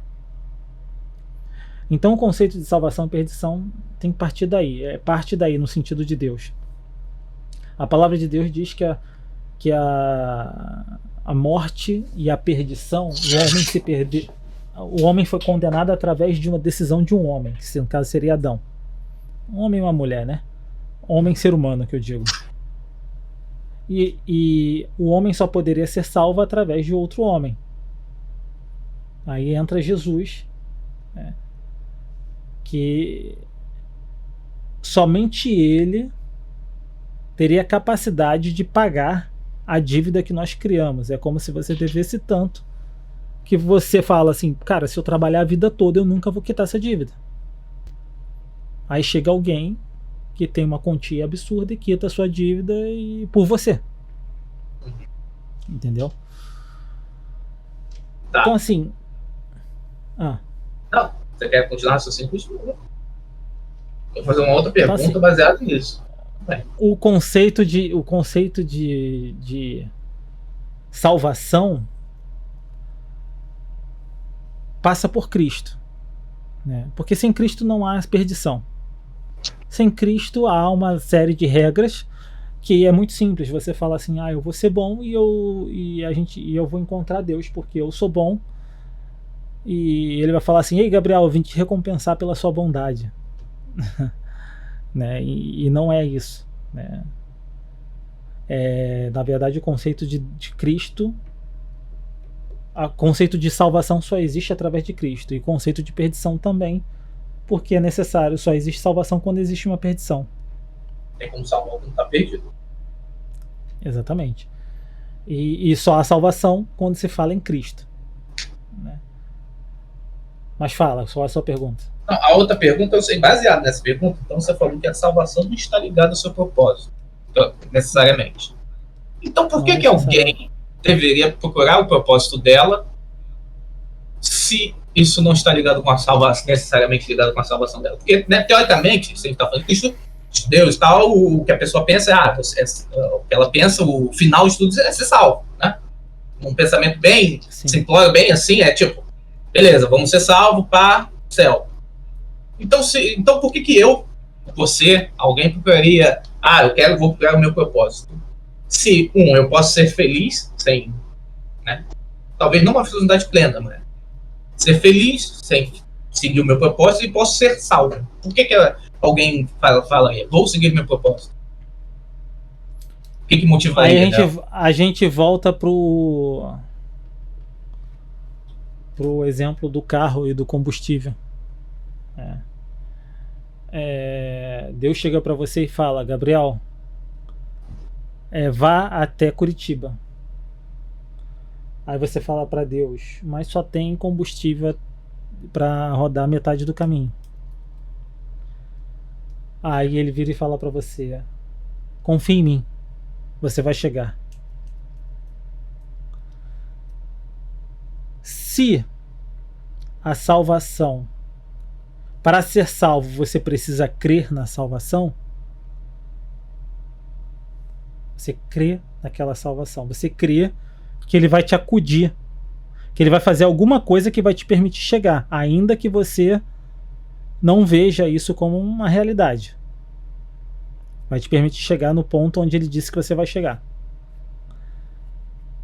Qual é a atitude de quem realmente crê? Entra no carro, liga e vai. Como que você pode crer sem buscar o seu propósito? Você não crê. Se você não crê, você não acredita que você está perdido. Se você não acredita que você está perdido, você não acredita que precisa de salvação. Se você não acredita que você precisa de salvação, eis que estou à porta e você não abre.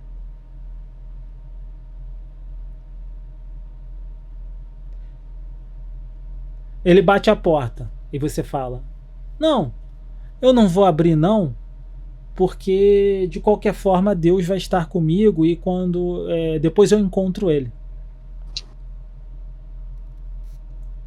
Isso não faz sentido nenhum, porque ele foi lá te buscar. Você diz: não, depois eu vou, eu sei que você vai estar lá quando eu precisar. Eu não quero, agora eu não preciso de você não. Só no fim. Isso é a atitude de alguém que crê, que acredita que realmente precisa de ajuda? E se Deus te ajudasse, mesmo sem você acreditar que precisa de ajuda, ele estaria te interferindo no seu livre-arbítrio. Tá vendo como é que é complexo? É complexo, sim, eu sei. Eu tô fazendo essa pergunta para você poder. Você não tem uma atitude de quem crê. Se você não crê, eu não posso te dar. Porque se eu te der, eu vou estar te forçando a aceitar. E se eu te forçar, eu vou estar te tirando o que eu disse que eu te dei, que foi o livre-arbítrio. Então, Você se perde, você é condenado sem que Deus te condene, mas ao mesmo tempo condenando. É complexo. Sim. Não foi ele que jogou ninguém, vamos dizer assim, usando o inferno. Ele não jogou ninguém no inferno. Tem um pregador chamado Paul Wash. Ele fala o seguinte: não é que Deus tem prazer, ele falou assim, usando o conceito de inferno, né? Não é que Deus tem prazer de deixar as pessoas do inferno castigando ela porque elas não obedeceram a ele. Ele falou assim: vocês não entendem. Se Deus descesse no inferno agora, abrisse a porta do inferno e falasse: venham meus filhos,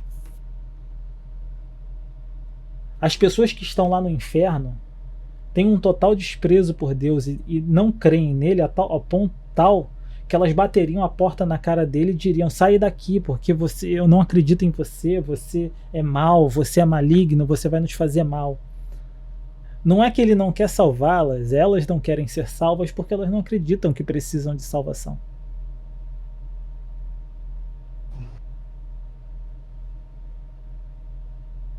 É que nem eu falar pra você assim: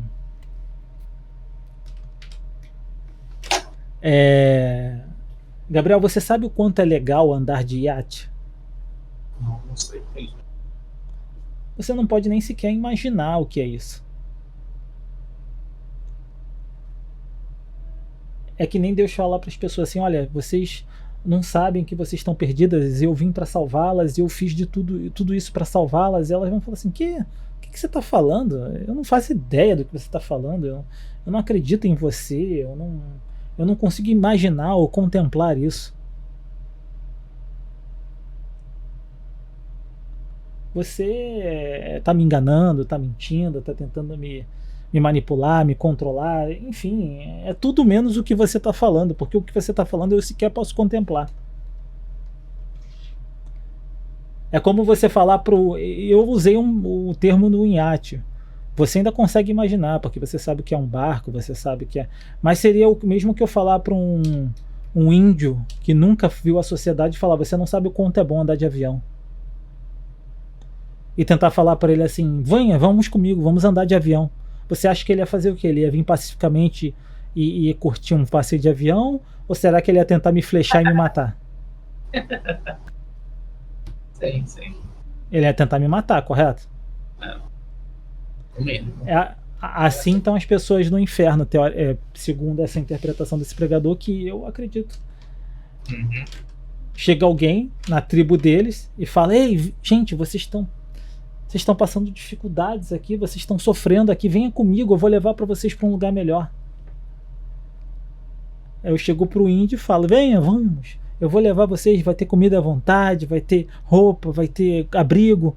O cara vai me matar, vai me botar uma estaca e vai querer me cozinhar. Eu tô falando aquele bem isolado, aquela tribo bem isolada. Né? Não tô falando aqueles que falam português, conhecem o ser humano e tal. Tô falando que nem aquelas tribos. Tem uma tribo africana que você não pode chegar na ilha. Não sei, foi só vai dar. Eles matam. E o cara que morreu lá de barco. Suponha que você tá chegando. Eu não sei o nome dessa tribo. Suponha que nessa ilha tem um surto de doença. Surto de cólera. Ou um surto de malária. Malária, vamos falar. Aí tá todos eles morrendo. Aí suponha que você é muito bom, você tem muito amor pelo próximo. Você pega um barco e vai lá com a vacina para malária. Você acha que eles vão deixar você aplicar neles? Não. Você acha que você vai sair vivo de lá? Não. É assim que aconteceria se Deus entrasse no inferno e oferecesse salvação a eles. É uma certeza plena de si mesmo. Eu conheço as verdades que tem para conhecer e você não sabe de nada, então saia daqui. É por isso que Paul Wash falou que certamente as pessoas que estão no inferno bateriam a porta na cara de Deus e mandariam ele embora. Isso porque eles não podem matá-la, porque se pudessem fariam isso. Então, o conceito de salvação tá preso ao mesmo conceito do que foi dito. A fé sem obras é morta. Você dizer que crê em um Deus criador, em um Deus Pai, arquiteto, inteligentíssimo, extremamente sábio, e não buscar saber sobre ele, e não querer entender se é possível sequer ter um diálogo com ele, ou um contato com ele, é uma fé morta.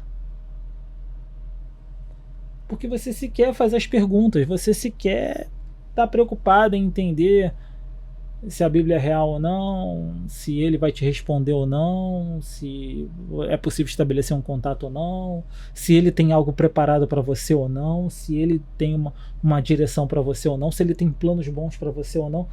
Você não está querendo saber de nada disso.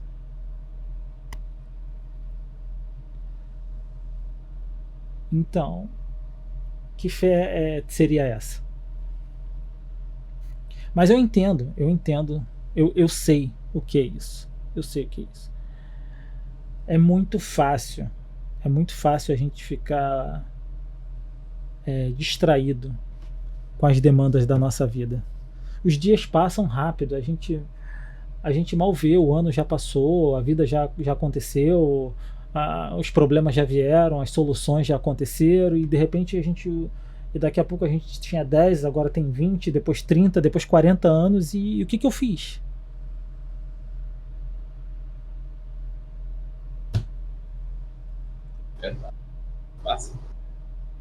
Corre rápido. É por isso que muitas pessoas só encontram a Deus na dor. É por isso que muitas vezes Deus é visto como um carrasco, né? Por muitas pessoas que usam argumentos como: se Deus existe porque pessoas na África passam fome, ou porque existem mortes, existem isso, existe aquilo. A pessoa vai dando explicações humanas para a inércia dela, para que ela sequer queira. Tipo, eu mesmo faço a pergunta e eu já dou a resposta. Eu não pergunto para Deus, por que tem fome na África se tu existe? Me responde, me diz. Se a pessoa chegou à conclusão que Deus não existe, como que ela vai perguntar para alguém que ela não acredita? Mas essencialmente ninguém acredita realmente que Deus não existe. As pessoas elas ficam um tempo. Eu acho que sim. A questão de existência. Acredito. Por isso que existe uma necessidade constante de quem. Não estou dizendo de todos, mas da grande maioria que se diz descrente ou ateu, de propositalmente estar ignorando, não pensando, né, ou está justificando o fato de não crer. Não creio por causa disso ou por aquilo, então eu estou bem por causa daquilo e aquilo outro. Assim eu não preciso pensar muito, e assim eu não tenho as respostas que eu não quero ouvir, né?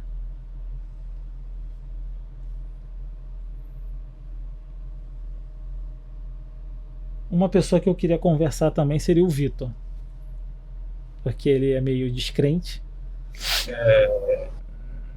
Ele é um pouquinho. Acho que o Vitor é mais agnóstico, sei lá. O Fernando. Eu nunca converso. São pessoas que assim simplesmente não pensam em nada. Só que o problema é que existem muitas pessoas assim. Muitas pessoas que têm várias posições, na verdade. O mundo é recheado de todo tipo de pessoa, né? É por isso que muitos youtubers fazem sucesso aí. Cada pessoa se identifica com a sua tribo, por assim dizer. Verdade. YouTube que tá caramba. Tem mais alguma dúvida? Melhor guardar para depois. Fiz um que vai acabando o podcast. Não, foi. É aquele negócio, Sim, cara, tem que começar de algum lugar, né? Não, e outra coisa. É o primeiro passo. Você nunca sabe onde a semente vai florescer. Então você sai plantando. É verdade. Então, pelo menos eu estou. Tá começando, tá tentando. Fazendo por onde, né? O pessoal não faz por onde, fica difícil. O objetivo é encontrar, se alinhar com um propósito. Sim. Acho que eu acho mais que tem que fazer mesmo, né? Vai, bola pra frente, faz. Você acha que é bom? Você acha que é isso, que é seu propósito? Pô. Eu apoio, apesar de você sabe que eu não gosto de aparecer mais. É isso. Desde que você pague. Eu vou pagar o quê? Pague meus honorários. Eu só tenho uma coisa para te dizer. Eu só tenho uma coisa para te dizer que vai caber muito bem nessa situação. Que Deus lhe pague. Porque, ó, eu vejo podcast lá dos outros, o cara paga passagem, hotel, o cara paga iFood. Então tá, eu vou pagar hoje a sua passagem para onde você está e a sua estadia. A sua estadia. Safado. Mas acho que tá bom, 2 horas é bom. Valeu. É um tempo dos podcasts, 2 horas, mais ou menos. Tá tempo demais até, mas valeu. Bota 2 vídeos, sei lá, parte. Se bem que é ruim botar parte 1, bota tudo, cara. Vou botar tudo, quem quiser ver, viu. Quem quiser ver, viu. Quem quiser mas ver, valeu. Bota tudo que... Bota no podcast. Se você conseguir, bota lá. Num podcast, tem um negócio desse podcast, não sei qual que é, iTunes podcast, sei lá. Acho que é de graça, não tenho certeza. Tu bota e o pessoal baixa e escuta no celular, entendeu? Não, eu não vou fazer nada disso não, vou deixar no YouTube e já era. Bom, vou me despedir. Vou me despedir de quem tá vendo. Valeu, até a próxima. Obrigado. Valeu, pessoal. Até a próxima.